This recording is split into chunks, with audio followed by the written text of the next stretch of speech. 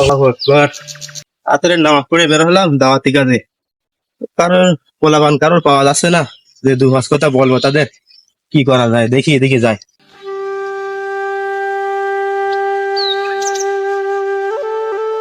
আস্তাগফিরুল্লাহ আস্তাগফিরুল্লাহ। আরে আল্লাহ কি অবস্থা। ছোট ভাই গাছাল খালি দাঁড়াও দুটো কথা বলি। কি কথা বড় ভাই? তুমি যে কাজটা করলে এটা কি ঠিক? কি কাজ করলাম আমি? তোমরা ছাত্র মানুষ, তোমরা শিক্ষিত হচ্ছ, তা যে দাঁড়িয়ে পেশাব করলে এটা কি ঠিক হলো? কোন বইতে লেখা আছে যে দাঁড়িয়ে পেশাব করা যাবে না?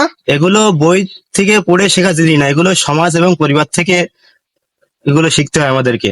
আমাদের সমাজ আমাদের পরিবার আমাদেরকে যেভাবে শিক্ষা দেয় সেভাবে আমরা শিখি। কি বলতে চাচ্ছেন? আমার পরিবারকে আমার শিক্ষা দেয়নি বলতে চাচ্ছেন? তুমি এত উত্তেজিত হচ্ছ কেন? তুমি কথাগুলো ভদ্রভাবে বলো।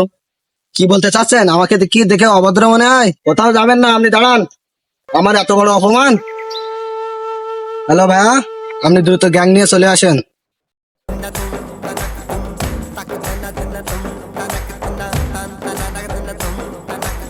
কিরে, কি সমস্যা? বড় ভাই, আমার বেয়াদব বলেছে।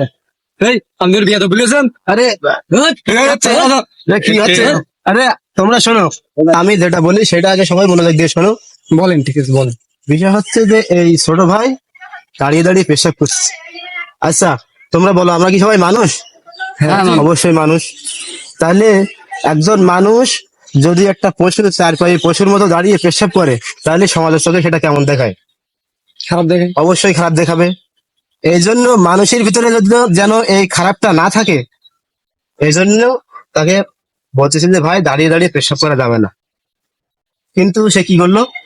সে তোমাদের গ্যাং ডেকে নিয়ে আসছে আমাকে মারার জন্য। এখানে একটা বিষয় আছে, আমার কোনো কিন্তু গ্যাং নেই। কেউ যদি আমাকে মেরেও ফেলে আমি কিন্তু কারোর মারার জন্য আমার হাত উঠাবো না। তবে আমার একটা গ্যাং আছে, সেই গ্যাং হচ্ছে আল্লাহ। আমি যদি তার কাছে দোয়া করি হয়তো সে আল্লাহ আমার দোয়া কবুল করবে, কিন্তু আমি বদ দোয়া করবো না, তোমাদের জন্য হেদায়েতের দোয়া করবে। দেখো ভাই, এই সমাজে ভালো মন্দ বলে দুটি জিনিস আছে, আমাদেরকে সবসময় মন্দটা পরিহার করার চলা দরকার, ঠিক আছে না? হ্যাঁ। তাহলে যখনই কেউ আমাদের ভালো উপদেশ দেবে তখনই তো আমরা সেটা গ্রহণ করবো না? তাহলেই সমাজে মানবিকতা আমরা শিখতে পারবো, ঠিক আছে? আর এইভাবে না বুঝে কাউকে কিন্তু মারা ঠিক না, এটা কিন্তু আল্লাহ কিন্তু সহ্য করবে না। আর এটা সমাজ রাষ্ট্র সবার চোখে একটা খারাপ দেখায়, এই জন্য এ থেকে আমাদের বেরিয়ে আসা দরকার। এখন যদি তোমরা চাও যে আমাকে মারতে, তা মারো, কোনো দুঃখ নেই, আমাকে মারো তোমরা। না না, ঠিক আছে ভাই, সমস্যা নেই। একটা ভুল বোঝাবুঝি। সরি ভাই, আমার ভুল হয়ে গেছে, আমি বুঝতে পারিনি। আচ্ছা ঠিক আছে, সমস্যা নেই, সবাই ভালো থাকো তাহলে।